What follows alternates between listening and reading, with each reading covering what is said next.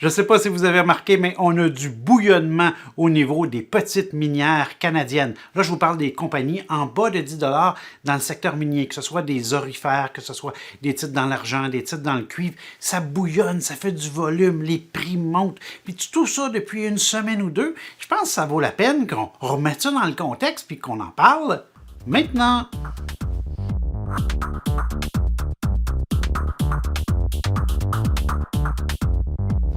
Bonjour à tous et bienvenue sur bourse101.com. Mon nom est Mario Lamoureux et aujourd'hui, je veux vous parler des petites minières canadiennes qui bouillonnent un petit peu, là. Bon, on fait un petit peu d'historique, là. Lorsque la COVID est arrivée, le prix de l'or était aux alentours de 1700 $. Avec, à titre de valeur refuge, si on veut, le prix de l'or a monté. Hein. On s'est dirigé tranquillement vers 2070. C'était à peu près la pointe. Ça a été début à août environ. Et si vous vous souvenez, tout de suite en revenant des vacances, je vous avais fait un vidéo et même un article de blog là, pour venir vous dire, écoutez, ceux qui n'ont pas pris des profits au niveau des orifères, ça serait le temps. Bon, depuis cette période-là, on a le prix de l'or qui est tranquillement revenu, je vous dirais, aux alentours de 1900. Donc, on est venu perdre environ la moitié de notre hausse, environ.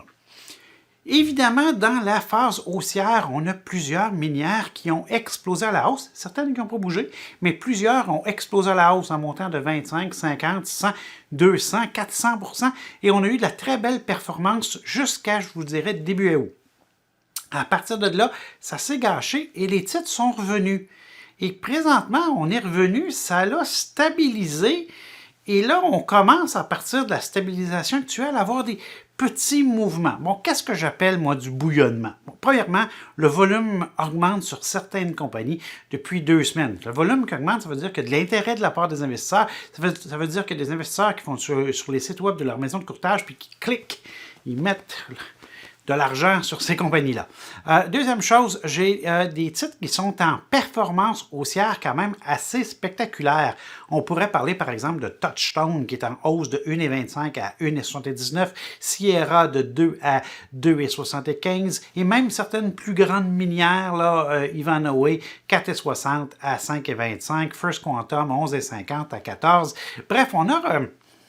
Puis là, je vous en ai nommé 4. Là.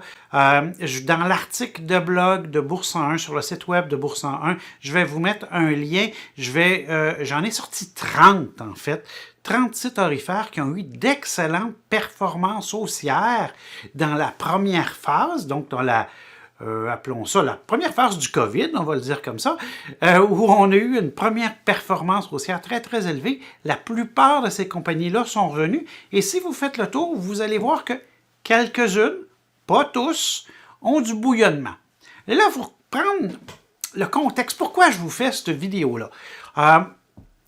Moi, je suis un grand amateur, comme quoi il faut préparer la transaction avant que ça soit le temps. Il faut préparer nos listes, il faut préparer nos titres avant nécessairement d'avoir le signal. Et c'est un petit peu ce que je fais ici. C'est une petite vidéo, en fait, c'est une liste qui est quand même assez risquée, puisque le mouvement pourrait jamais se produire sur les orifères et le prix de l'or pourrait continuer à chuter et le mouvement pourrait revenir à la baisse. Et là, j'aurais fait une vidéo, j'aurais créé une liste pour absolument rien. Là. Par contre, si on a un endroit où on pourrait avoir un revirement et un retour à la hausse, ça me semble être un endroit qui est logique. Après tout, on a corrigé, on a stabilisé, on a établi des supports un petit peu partout, donc des points intéressants où on peut limiter nos pertes. Et à ce niveau-là, ça devient des transactions qui sont un petit peu plus intéressantes si on pourrait avoir un mouvement de reprise à la hausse. À ce niveau-là, ça pourrait être intéressant. Ça, c'est la première raison. La deuxième raison, c'est que la plupart des titres du secteur minier ont leur état financier qui est en date du... Donc, la plupart des titres du secteur minier ont leur dernier état financier qui sont en date du 29 juin. C'est-à-dire qu'on n'a pas dans les chiffres de juillet, août et septembre. On est à la mi-octobre, ça devrait sortir dans 2-3 semaines. Et à ce niveau-là, quand ces chiffres-là vont sortir, ils vont nécessairement être excellents, ils vont être incroyables. Pourquoi ils vont être incroyables? Parce que le prix des matériaux n'a jamais été aussi haut. Hein? Ça a monté. Et si vous comprenez la structure d'une minière où tous les coûts sont fixes et la seule chose qui est variable, c'est à quel prix on vend notre produit, on devrait ressortir des très beaux résultats financiers. Donc, des beaux résultats financiers en perspective, du bouillonnement. Donc, ça nous fait plusieurs petits facteurs. L'autre élément, il y a le côté élection américaine qu'il faut glisser un petit mot. Où est-ce que, bon, les sondages nous disent qu'on va avoir un gouvernement démocrate. Mais la dernière fois aussi, il nous disait qu'on avait un gouvernement démocrate. Bref, ça pourrait avoir un petit peu de pression de ce côté-là aussi. Bref, il y a la deuxième phase de la COVID qui est quand même, qui a l'air assez costaude. Et là, ça pourrait amener un ralentissement de l'économie encore plus élevé, donc douleur. Bref, on a plusieurs petits facteurs qui militent en direction des orifères. Bon, là, je sais très bien que si vous allez voir le prix de l'or à la date que je fais la vidéo, il n'a pas repris à la hausse. Si vous regardez les grandes orifères, là, par exemple Barrick Gold, on n'a pas de mouvement de reprise à la hausse pour l'instant. Donc, le mouvement n'est pas encore là. Par contre, on le voit sur quelques minières, on voit des petits mouvements. Bref, ça vaut la peine que vous preniez le temps, que vous créez votre liste, que vous regardiez vos choses, ou que vous preniez tout simplement la mienne. La mienne, c'est pas compliqué. J'ai pris les titres qui avaient très, très bien été la dernière fois. Et je me suis dit que si on repart à la hausse, ça va être eux autres. On garde ça simple. L'idée, puis c'est logique, hein? Les titres qui vont bien performer présentement, ça va être qui? Ça va être les mines qui sont déjà en exploitation. Pourquoi? Parce qu'ils vont déjà avoir des résultats qui vont sortir. Et ça risque aussi d'être les mines qui ne sont pas tellement suivies. Vous savez, Barrick Gold, là, il y a comme 100 analystes qui suivent la compagnie. On sait exactement où vont être ses prochains chiffres. Quand on vient regarder des plus petites compagnies comme Touchstone, si vous avez 2-3 analystes, ça va être beau. Et leurs prévisions sont assez hasardeuses, là. Donc, la compagnie pourrait arriver avec une surprise.